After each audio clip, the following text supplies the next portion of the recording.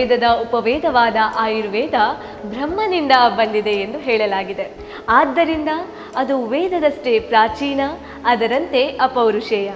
ದಕ್ಷ ಪ್ರಜಾಪತಿ, ಅಶ್ವಿನಿ ದೇವತೆಗಳು, ಇಂದ್ರ ಇವರಿಗೆ ಪರಂಪರಾಗತವಾಗಿ, ಅಂದರೆ ಇಂದ್ರನಿಂದ ಭರದ್ವಾಜನಿಗೂ ಆತನಿಂದ ಇತರ ಋಷಿಗಳಿಗೂ ಉಪದೇಶಿಸಲ್ಪಟ್ಟಿದೆ ಎನ್ನಲಾಗಿದೆ. ಇಂತಹ ಆಯುರ್ವೇದ ಚಿಕಿತ್ಸೆಗೆಂದೇ ಹೆಸರುವಾಸಿಯಾಗಿರುವ ಯೆನಪೋಯ ಮೆಡಿಕಲ್ ಕಾಲೇಜು ಮತ್ತು ಆಸ್ಪತ್ರೆ ಇಲ್ಲಿ ನಾವಿಂದಿದ್ದೇವೆ. ಮಕ್ಕಳ ರೋಗ ನಿರೋಧಕ ಶಕ್ತಿಯನ್ನು ಹೆಚ್ಚಿಸುವಂತಹ ಪ್ರಾಚೀನ ವಿಧಾನ ಸುವರ್ಣ ಪ್ರಾಶನದ ಕುರಿತು ಒಂದಿಷ್ಟು ಮಾಹಿತಿಯನ್ನು ಪಡೆದುಕೊಳ್ಳೋಣ ಬನ್ನಿ. ಎಲ್ಲರಿಗೂ ನಮಸ್ತೆ. ಮಕ್ಕಳು ದೇವರಿಗೆ ಸಮಾನ ಎಂದು ನಮಗೆಲ್ಲರಿಗೂ ಗೊತ್ತು. ಮಕ್ಕಳಿರುವ ಮನೆ ಚೈತನ್ಯದಿಂದ ತುಂಬಿರುತ್ತೆ. ಯಾವುದೇ ದುಃಖ ಆಗಲಿ ದುಮ್ಮಾನ ಆಗಲಿ ಮಕ್ಕಳ ಮುಖದ ಮೇಲಿರುವ ತೇಜಸ್ಸಿನಿಂದ ಅದೆಲ್ಲ ಮಾಯವಾಗುತ್ತೆ. ಅಂತಹ ಮಕ್ಕಳು ಯಾವಾಗಲೂ ಖುಷಿಯಿಂದ ಆಟವಾಡುತ್ತಾ ನಲಿಯುತ್ತಿರಬೇಕು. ಮಕ್ಕಳು ಖುಷಿಯಿಂದ ಇರಬೇಕು ಅಂತಾದರೆ ಮಕ್ಕಳು ಆರೋಗ್ಯದಿಂದಿರಬೇಕು. ಮಕ್ಕಳ ಆರೋಗ್ಯದ ಹಿತದಿಂದ ಮುಖ್ಯವಾದ ಅಂಶ ಅಂದರೆ ಅದುವೇ ಸುವರ್ಣ ಪ್ರಾಶನ. ಸುವರ್ಣ ಪ್ರಾಶನದ ಕುರಿತಾಗಿ ಅರಿವು ಮೂಡಿಸಲು ನಮ್ಮ ಜೊತೆ ಇದ್ದಾರೆ ಡಾಕ್ಟರ್ ಲಕ್ಷ್ಮೀಶ ಉಪಾಧ್ಯಾಯ, ಮಕ್ಕಳ ಚಿಕಿತ್ಸಾ ವಿಭಾಗದ ಮುಖ್ಯಸ್ಥರು. ಅವರನ್ನು ಕಾರ್ಯಕ್ರಮಕ್ಕೆ ಸ್ವಾಗತಿಸೋಣ ಬನ್ನಿ. ಡಾಕ್ಟರ್ ನಮಸ್ತೆ. ನಮಸ್ತೆ. ಕಾರ್ಯಕ್ರಮಕ್ಕೆ ಸ್ವಾಗತ ಡಾಕ್ಟರ್. ಪ್ರತಿಯೊಂದು ತಂದೆ ತಾಯಿಯರಿಗೂ ಇರುವಂತಹ ಒಂದು ಚಿಂತೆ ಅಂದರೆ ಅದುವೇ ಮಕ್ಕಳ ಆರೋಗ್ಯ. ಮಕ್ಕಳ ಆರೋಗ್ಯ ರಕ್ಷಣೆ ಹಾಗೂ ರೋಗ ನಿವಾರಣೆಯಲ್ಲಿ ಆಯುರ್ವೇದದ ಪಾತ್ರ ಏನು ಡಾಕ್ಟರ್? ಆಯುರ್ವೇದ ಒಂದು ಜಗತ್ತಿನ ಪ್ರಾಚೀನವಾದ ವೈದ್ಯಕೀಯ ಪದ್ಧತಿಯಾಗಿದೆ. ಇದು ಪ್ರಪಂಚದಲ್ಲೇ ಪ್ರಮುಖವಾಗಿ ಇರುವಂತಹ ಒಂದು ವೈದ್ಯಕೀಯ ಪದ್ಧತಿ. ಇದು ಭಾರತ ದೇಶದಲ್ಲಿ ಹುಟ್ಟಿ ಭಾರತದಲ್ಲೇ ಬೆಳೆದು ಇತ್ತೀಚಿನ ದಿನಗಳಲ್ಲಿ ಅಂತೂ ಇಡೀ ಜಗತ್ತಿನಲ್ಲೇ ಪ್ರಚಾರವನ್ನು ಪಡೀತಾ ಇದೆ. ಅದು ಯಾಕೆಂತ ಹೇಳಿದರೆ ಆಯುರ್ವೇದದಲ್ಲಿ ಮುಖ್ಯವಾಗಿ ರೋಗವನ್ನು ತಡೆಗಟ್ಟುವ ವಿಧಾನಗಳನ್ನು ಹೇಳಿದ್ದಾರೆ ಹೊರತು ರೋಗ ನಿವಾರಣೆ ಮಾಡೋದಕ್ಕೆ ಆಮೇಲೆ ಅದನ್ನು ಹೇಳಿದ್ದಾರೆ. ಫಸ್ಟಿಗೆ ರೋಗ ತಡೆಗಟ್ಟುವುದಕ್ಕೆ ಮಹತ್ವವನ್ನು ಕೊಟ್ಟಿದ್ದಾರೆ. ಯಾವಾಗಲೂ ನಾವು ಏನು ಅಂದರೆ ರೋಗ ಬಂದ ನಂತರ ಅದನ್ನು ನಿವಾರಣೆ ಮಾಡುವುದಕ್ಕಿಂತ ರೋಗ ಬರದಂತೆ ತಡೆಗಟ್ಟುವುದು ಬಹಳ ಪ್ರಮುಖವಾಗಿದೆ. ಆಯುರ್ವೇದದಲ್ಲಿ ಸಹ ಈ ಆಧುನಿಕ ವೈದ್ಯಕೀಯ ಪದ್ಧತಿಯಂತೆಯೇ ಬೇರೆ ಬೇರೆ ಸ್ಪೆಷಾಲಿಟಿಗಳಿದ್ದು ಬಾಲರೋಗ ವಿಭಾಗ, ಸಾಮಾನ್ಯ ಚಿಕಿತ್ಸಾ ವಿಭಾಗ, ಶಸ್ತ್ರಚಿಕಿತ್ಸಾ ವಿಭಾಗ, ಕಣ್ಣು ಕಿವಿ ಮೂಗು ವಿಭಾಗ, ಹೀಗೆ ಬೇರೆ ಬೇರೆ ವಿಭಾಗಗಳನ್ನು ಹೇಳಿದ್ದಾರೆ. ಅದರಲ್ಲಿ ಬಾಲರೋಗ ಒಂದು ಪ್ರಮುಖವಾದ ವಿಭಾಗವಾಗಿದೆ. ನಿಮಗೆ ಗೊತ್ತಿದ್ದಂತೆ ಮಕ್ಕಳು ಅಂದರೆ ಎಲ್ಲರಿಗೂ ಅಚ್ಚುಮೆಚ್ಚು. ತಂದೆ ತಾಯಿ ಅಥವಾ ಸಂಸಾರದ ಯಾರೇ ಇರ್ಬೋದು, ಮಕ್ಕಳಿದ್ದ ಮನೆ ತುಂಬಿ ತುಳುಕಿರುತ್ತದೆ.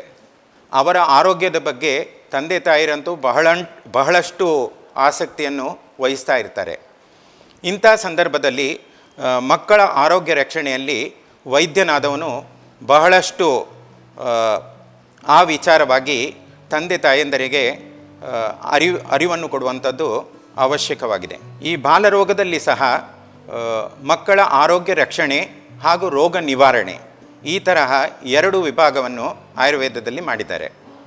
ಮೊದಲನೇದಾಗಿ ಆರೋಗ್ಯ ರಕ್ಷಣೆ.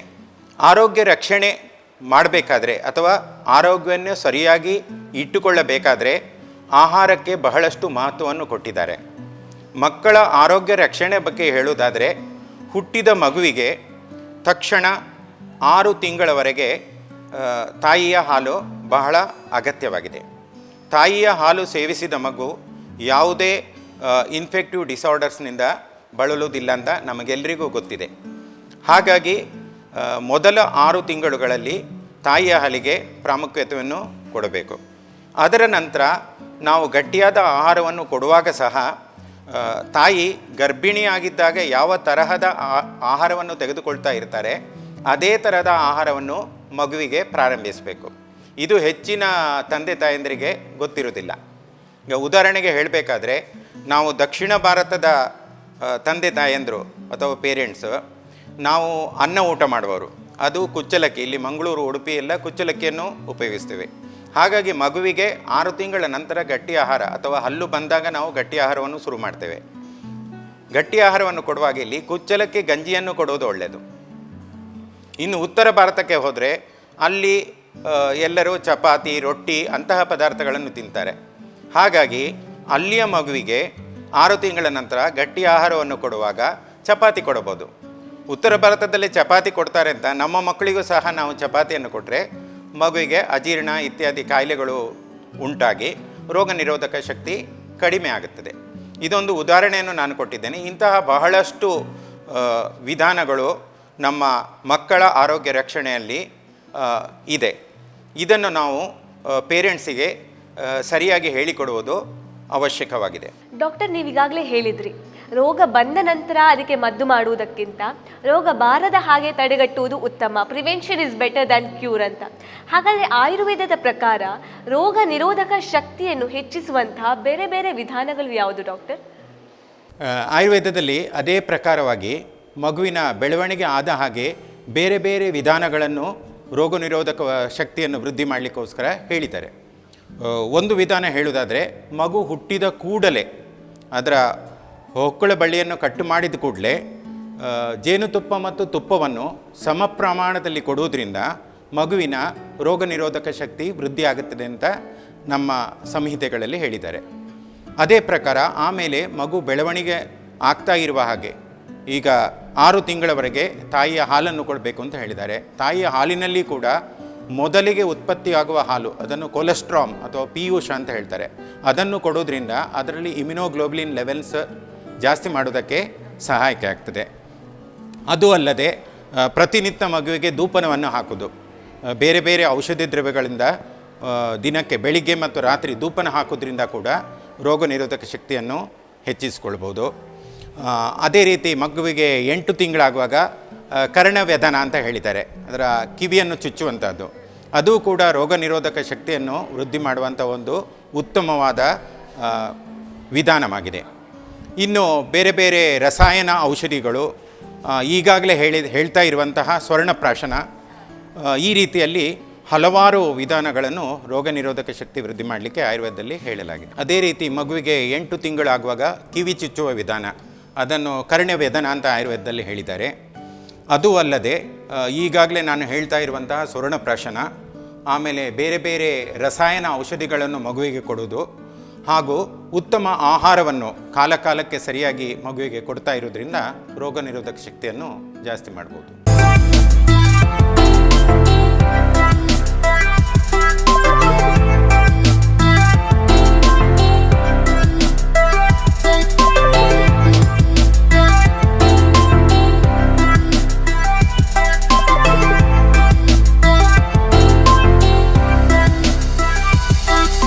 ಡಾಕ್ಟರ್, ಈಗ ಪುಷ್ಯ ನಕ್ಷತ್ರದ ದಿನದಂದು ಸುವರ್ಣ ಪ್ರಾಶನ ಮಾಡುವಂತಹ ಉದ್ದೇಶ ಏನು ಆ್ಯಂಡ್ ಅದರ ಮಹತ್ವ ಏನು, ಹಾಗೇನೆ ಅದರ ವಿಧಾನ ಹೇಗೆ ಬರುತ್ತೆ ಡಾಕ್ಟರ್? ನಿಮಗೆ ಗೊತ್ತಿದ್ದಾಗೆ ಚಿನ್ನ ಒಂದು ಅಮೂಲ್ಯವಾದ ಲೋಹವಾಗಿದೆ.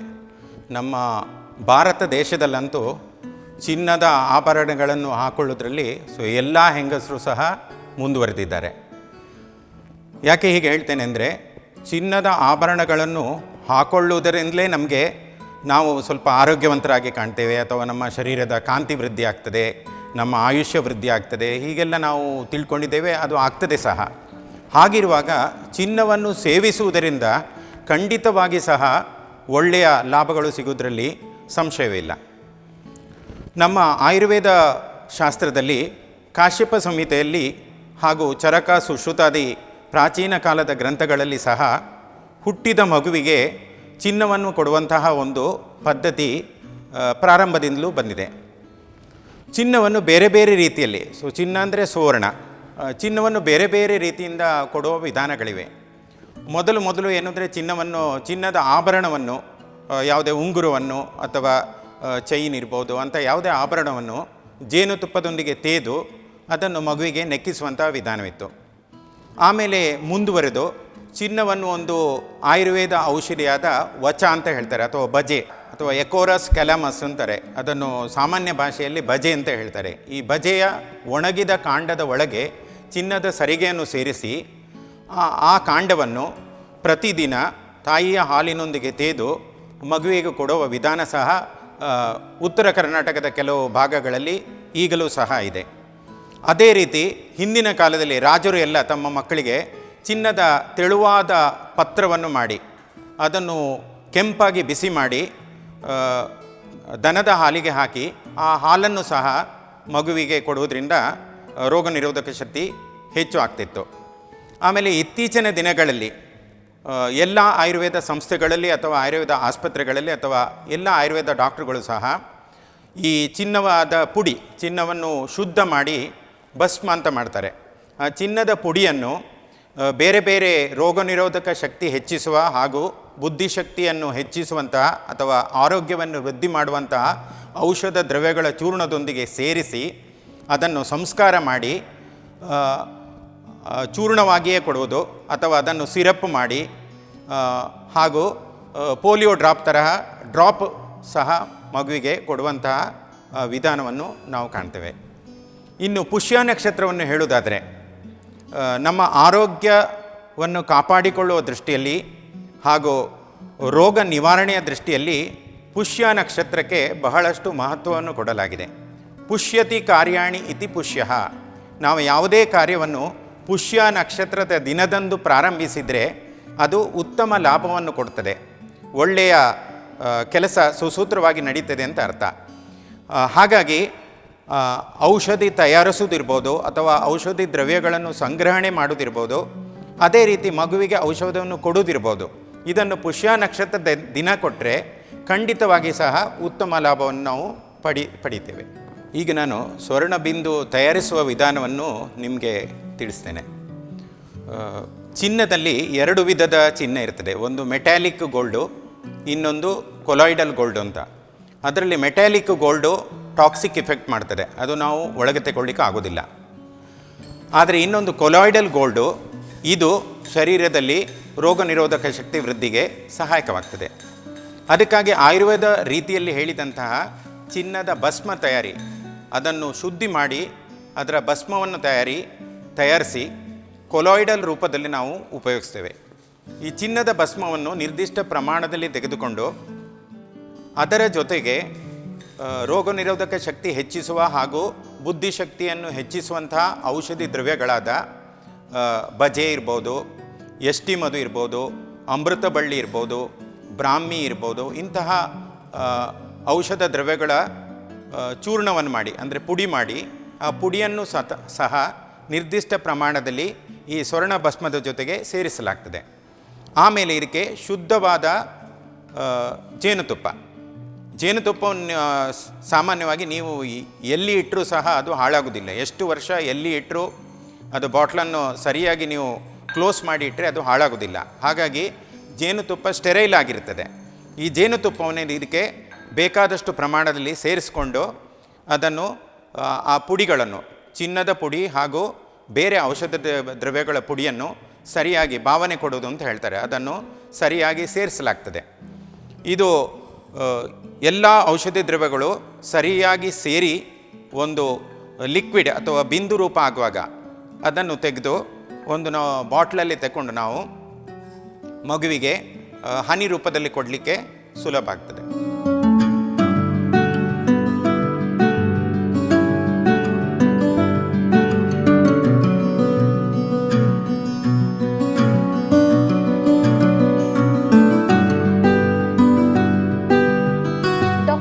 ಸುವರ್ಣ ಪ್ರಾಶನದ ಪ್ರಮಾಣ, ಅವಧಿ ಮತ್ತು ಕೊಡುವಂತಹ ಸೂಕ್ತ ವಯಸ್ಸು ಯಾವುದು ಡಾಕ್ಟರ್? ಹಾಗೂ ಇದರಿಂದ ಮಕ್ಕಳಿಗೆ ಆಗುವಂತಹ ಲಾಭಗಳು ಏನು? ವೈದ್ಯಕೀಯ ಶಾಸ್ತ್ರದಲ್ಲಿ ಯಾವುದೇ ಔಷಧಿಯನ್ನು ನಾವು ಪ್ರಿಸ್ಕ್ರೈಬ್ ಮಾಡುವಾಗ ಅದರ ಡೋಸೇಜ್ ಅಥವಾ ಪ್ರಮಾಣ ಬಹಳ ಪ್ರಾಮುಖ್ಯವಾಗಿದೆ. ಯಾಕೆಂದರೆ ಡೋಸೇಜ್ ಜಾಸ್ತಿ ಆದರೆ ಅದು ವಿಷಾಕ್ತ ಪರಿಣಾಮವನ್ನು ಕೊಡ್ಬೋದು ಅಥವಾ ಎಲರ್ಜಿ ಅಥವಾ ಏನಾದರೂ ಸೈಡ್ ಎಫೆಕ್ಟ್ ಆಗುವ ಸಾಧ್ಯತೆ ಇದೆ. ಅದೇ ರೀತಿ ಅದರ ಪ್ರಮಾಣ ಕಡಿಮೆ ಆದರೆ ಡಿಸೈರ್ಡ್ ಬೆನಿಫಿಟ್ ಆಗೋದಿಲ್ಲ, ಅಂದರೆ ರೋಗ ಗುಣ ಆಗೋದಿಲ್ಲ. ಹಾಗಾಗಿ ಈ ಸ್ವರ್ಣಪ್ರಾಶನಲ್ಲಿ ಸಹ ಸರಿಯಾದ ಸಮಯದಲ್ಲಿ ಸರಿಯಾದ ಅವಧಿಯವರೆಗೆ ಸ್ವರ್ಣಪ್ರಾಶನವನ್ನು ಮಕ್ಕಳಿಗೆ ಮಾಡೋದು ಬಹಳ ಪ್ರಾಮುಖ್ಯವಾಗಿದೆ. 10 ರಿಂದ 12 ವರ್ಷದವರೆಗೆ ನಾವು ಮಕ್ಕಳ ಪ್ರಾಯ ಅಂತ ಹೇಳ್ತೇವೆ. ಆ ಸಮಯದಲ್ಲಿ ರೋಗ ನಿರೋಧಕ ಶಕ್ತಿ ಕಡಿಮೆ ಇರುತ್ತೆ. ಹಾಗಾಗಿ ಮಗುವಿಗೆ ಹುಟ್ಟಿದ ದಿನದಿಂದ 10 ವರ್ಷದ ಪ್ರಾಯದವರೆಗೆ ಈ ಸ್ವರ್ಣಪ್ರಾಶನವನ್ನು ಮಾಡಿಸ್ಬೋದು. ಆದರೆ ಅದರ ಪ್ರಮಾಣವನ್ನು ಹೇಳುವಾಗ ಹುಟ್ಟಿದ ಮಗುವಿಗೆ ನೀವು ಸ್ವರ್ಣ ಬಿಂದುವನ್ನು ಕೊಡೋದಾದರೆ ಅದರಲ್ಲಿ ಚಿನ್ನ 0.02 ಮಿಲಿಗ್ರಾಮ್ ಇರಬೇಕು, ಅದಕ್ಕಿಂತ ಜಾಸ್ತಿ ಆಗಲಿಕ್ಕಿಲ್ಲ. ಇದೆಲ್ಲ ರಿಸರ್ಚ್ ಆಗಿದೆ, ಸಂಶೋಧನೆ ಆಲ್ರೆಡಿ ನಡೆದಿದೆ. ಅದೇ ರೀತಿ ಜಾಸ್ತಿ ಅಂದರೆ 0.2 ಮಿಲಿಗ್ರಾಮ್, ಅಂದರೆ 0.02 ಮಿಲಿಗ್ರಾಮಿಂದ 0.2 ಮಿಲಿಗ್ರಾಮ್ವರೆಗೆ ಸ್ವರ್ಣವನ್ನು ಮಕ್ಕಳಿಗೆ ಕೊಡ್ಬೋದು. ಆಮೇಲೆ ಅದನ್ನು ಪ್ರಾರಂಭ ಮಾಡಿದ ದಿನದಿಂದ ಹಲವಾರು ವಿಧಾನಗಳಿವೆ. 1 ತಿಂಗಳವರೆಗೆ ಕೊಡ್ಬೋದು, 6 ತಿಂಗಳವರೆಗೆ ಕೊಡ್ಬೋದು, ಅಥವಾ 1 ವರ್ಷದವರೆಗೆ ಕೊಡ್ಬೋದು. 1 ವರ್ಷಕ್ಕಿಂತ ಜಾಸ್ತಿ ಸ್ವರ್ಣಪ್ರಾಶನ ಮಾಡಿಸುವಂತಹ ಅವಶ್ಯಕತೆಗಳಿಲ್ಲ. ಇನ್ನು ಸ್ವರ್ಣಪ್ರಾಶನದ ಲಾಭಗಳನ್ನು ಹೇಳುವುದಾದರೆ, ಇದು ಹುಟ್ಟಿದ ಮಗುವಿನ ಬೆಳವಣಿಗೆಯ ಪ್ರಾಯದಲ್ಲಿ ಕೊಡೋದ್ರಿಂದ ಸರ್ವತೋಮುಖ ಬೆಳವಣಿಗೆಗೆ ಸಹಾಯಕವಾಗ್ತದೆ. ಯಾವುದೇ ಒಂದು ಕಾಯಿಲೆ ತಡೆಗಟ್ಬೋದು ಅಂತ ಹೇಳಲಿಕ್ಕಾಗೋದಿಲ್ಲ. ಎಲ್ಲ ಕಾಯಿಲೆಗಳನ್ನು ಅದರ ತೀವ್ರತೆಯನ್ನು ಕಡಿಮೆ ಮಾಡ್ಬೋದು. ಇನ್ನೊಂದು, ಈವಾಗಲೇ ನಾನು ಹೇಳಿದ ಹಾಗೆ ಮಕ್ಕಳಲ್ಲಿ ರೋಗ ನಿರೋಧಕ ಶಕ್ತಿಯನ್ನು ಜಾಸ್ತಿ ಮಾಡಲಿಕ್ಕೆ ಈ ಸ್ವರ್ಣಬಿಂದು ಬಹಳಷ್ಟು ಸಹಾಯಕಾರಿಯಾಗುತ್ತೆ. ಮೂರನೇದಾಗಿ, ಮಕ್ಕಳಲ್ಲಿ ಪಚನ ಶಕ್ತಿಯನ್ನು ತುಂಬ ಚೆನ್ನಾಗಿ ಮಾಡ್ತದೆ. ಜೀರ್ಣಶಕ್ತಿ ಮಕ್ಕಳಲ್ಲಿ ಆಗಾಗ್ಗೆ ಅಜೀರ್ಣ ಉಂಟಾಗಿ ಲೂಸ್ ಮೋಷನ್ ಅಥವಾ ವಾಂತಿ ಇಂತಹ ಕಾಯಿಲೆಗಳು ಬರೋದು ಸಾಮಾನ್ಯ. ಇದೆಲ್ಲವನ್ನು ತಡೆಗಟ್ಟಲಿಕ್ಕೆ ಸ್ವರ್ಣಪ್ರಾಶನ ಸಹಾಯಕವಾಗ್ತದೆ. ಅದೂ ಅಲ್ಲದೆ ಮುಖ್ಯವಾದ ಲಾಭ ಏನು ಅಂದರೆ, ಎಲ್ಲ ತಾಯಂದಿರು ಸಹ ತನ್ನ ಮಗು ಉತ್ತಮ ಸ್ಮರಣಶಕ್ತಿ ಇದ್ದು ಉತ್ತಮ ಇಂಟೆಲಿಜೆಂಟ್ ಆಗಬೇಕು ಅಥವಾ ಒಳ್ಳೆಯ ಮಾರ್ಕ್ ಶಾಲೆಯಲ್ಲಿ ಮುಂದಕ್ಕೆ ತೆಗಿಬೇಕು, ಇನ್ನೊಬ್ಬ ಮಗುವಿಗಿಂತ ತನ್ನ ಮಗು ಬುದ್ಧಿಶಾಲಿ ಆಗಬೇಕು ಅಂತ ಬಯಸ್ತಾರೆ. ಆ ದೃಷ್ಟಿಯಲ್ಲಿ ಸ್ವರ್ಣಪ್ರಾಶನ ಮಾಡೋದ್ರಿಂದ ಮಕ್ಕಳ ಬುದ್ಧಿಶಕ್ತಿ ವೃದ್ಧಿ ಆಗ್ತದೆ, ಸ್ಮರಣಶಕ್ತಿ ವೃದ್ಧಿ ಆಗ್ತದೆ, ಹಾಗೂ ಬ್ರೈನಿನ ಹೈಯರ್ ಬ್ರೈನ್ ಫಂಕ್ಷನ್ಸ್ ಅಂತ ಹೇಳ್ತಾರೆ, ಅದು ಎಲ್ಲ ಕೂಡ ಜಾಸ್ತಿ ಆಗೋದರಲ್ಲಿ ಖಂಡಿತವಾಗಿ ಸಹಾಯಕವಾಗ್ತದೆ.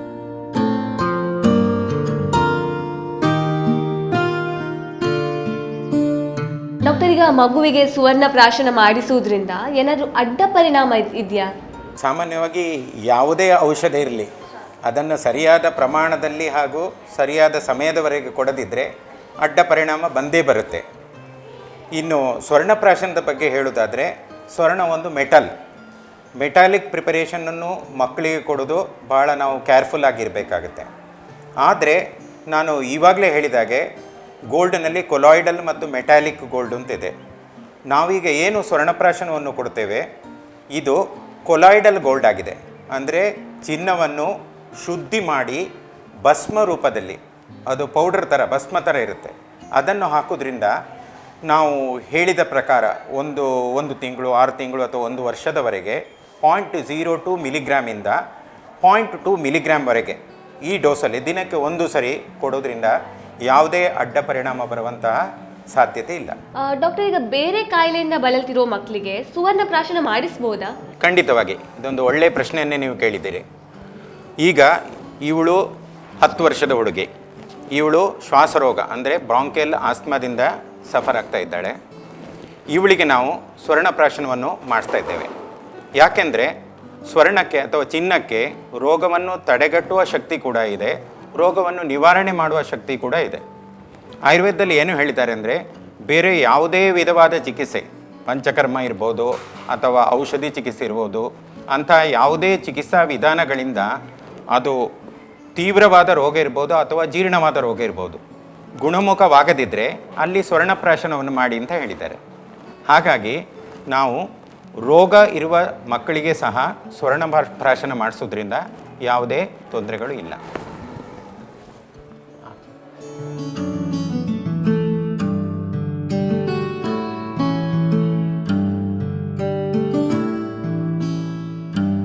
ಡಾಕ್ಟರ್, ಈಗ ಸುವರ್ಣ ಪ್ರಾಶನ ಮಾಡಿಸುವ ಸಮಯದಲ್ಲಿ ಆಹಾರದ ನಿಯಮ ಪಾಲನೆ ಏನಾದರೂ ಇದೆಯಾ? ಆಯುರ್ವೇದದಲ್ಲಿ ಸಾಮಾನ್ಯವಾಗಿ ಯಾವುದೇ ರೋಗಕ್ಕೆ ಔಷಧಿಯನ್ನು ಕೊಡುವಾಗ ಆಹಾರ ಪಾಲನೆಯನ್ನು ಅಥವಾ ನಿಯಮವನ್ನು ಪಾಲನೆ ಮಾಡಬೇಕು ಅಂತ ಹೇಳಿದ್ದಾರೆ. ಆದರೆ ಈ ಸ್ವರ್ಣಪ್ರಾಶನವನ್ನು ನಾವು ಸಾಮಾನ್ಯವಾಗಿ ರೋಗ ನಿರೋಧಕ ಶಕ್ತಿ ಹೆಚ್ಚಾಗಲಿಕ್ಕೆ ಕೊಡುವಂಥದ್ದು. ಅದು ಅಲ್ಲದೆ ತಾಯಿಯ ಹಾಲನ್ನು ಕುಡಿಯುವ ಮಗುವಿಗೆ ಸಹ ನಾವು ಸ್ವರ್ಣಪ್ರಾಶನವನ್ನು ಮಾಡ್ತೇವೆ. ಹಾಗಿರೋದ್ರಿಂದ ಸ್ವರ್ಣಪ್ರಾಶನ ಮಾಡಿಸುವ ಸಮಯದಲ್ಲಿ ಯಾವುದೇ ಆಹಾರದ ನಿರ್ಬಂಧಗಳಿಲ್ಲ. ಸ್ವರ್ಣಪ್ರಾಶನ ಮಾಡಿಸುವಾಗ ನೀವು ಅದನ್ನು ಬರೀ ಹೊಟ್ಟೆಯಲ್ಲಿ ಮಾಡಿರಬೇಕು.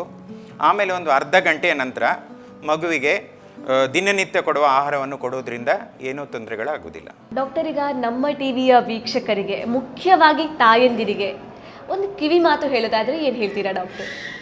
ಹೌದು, ನಾನು ಈಗಾಗಲೇ ಹೇಳಿದಾಗೆ ಮಕ್ಕಳೇ ಮನೆಗೆ ಮಾಣಿಕ್ಯ. ಹಾಗಾಗಿ ಮಕ್ಕಳ ಆರೋಗ್ಯವನ್ನು ಕಾಪಾಡೋದು ಎಲ್ಲ ಪೇರೆಂಟ್ಸಿದ್ದು ಕರ್ತವ್ಯವಾಗಿದೆ. ಈ ದೃಷ್ಟಿಯಿಂದ ಅವರ ರೋಗ ನಿರೋಧಕ ಶಕ್ತಿಯನ್ನು ಹೆಚ್ಚುಪಡಿಸಿಕೊಳ್ಳಿ.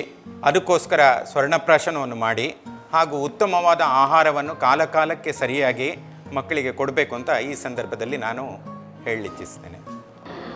ರೋಗ ನಿರೋಧಕ ಶಕ್ತಿ ಇದರ ಮಹತ್ವದ ಬಗ್ಗೆ ಈಗಾಗಲೇ ನಾವು ಅರಿತಿದ್ದೀವಿ. ಈಗ ಆಗ್ತಿರುವಂತಹ ಸಂದರ್ಭದಲ್ಲಿ ಇದರ ಮಹತ್ವ ಎಷ್ಟಿದೆ ಅಂತ ನಮ್ಗೆ ಈಗಾಗಲೇ ಗೊತ್ತಾಗಿದೆ. ತಾಯಂದಿರಿಗೆ ಮಕ್ಕಳ ರೋಗ ನಿರೋಧಕ ಶಕ್ತಿ ಹೆಚ್ಚಿಸುವುದು ಹೇಗೆ, ಇದರ ಮಹತ್ವ ಏನು, ಇದರ ಕುರಿತಾಗಿ ತುಂಬಾ ವಿವರವಾಗಿ ಹೇಳಿದ್ರಿ ಡಾಕ್ಟರ್. ನಿಮಗೆ ತುಂಬ ಹೃದಯದ ಧನ್ಯವಾದ. ವೀಕ್ಷಕರೇ, ಇಂದಿನ ಸಂಚಿಕೆಯಲ್ಲಿ ಮಕ್ಕಳ ರೋಗ ನಿರೋಧಕ ಶಕ್ತಿಯನ್ನು ಹೆಚ್ಚಿಸುವಂಥ ಪ್ರಾಚೀನ ವಿಧಾನ ಅಂದರೆ ಸುವರ್ಣ ಪ್ರಾಶನದ ಕುರಿತು ಸಂಕ್ಷಿಪ್ತವಾದ ಮಾಹಿತಿಯನ್ನು ನಾವೀಗಾಗಲೇ ತಿಳಿದಿದ್ದೀರಿ. ಮುಂದಿನ ಸಂಚಿಕೆಯಲ್ಲಿ ಬೇರೊಂದು ವಿಷಯದೊಂದಿಗೆ ಮತ್ತೆ ನಾವು ನಿಮ್ಮ ಮುಂದೆ ಬರ್ತೀವಿ. ಅಲ್ಲಿ ತನಕ ನೋಡ್ತಾ ಇರಿ ನಮ್ಮ ಟಿವಿ. ನಮಸ್ಕಾರ.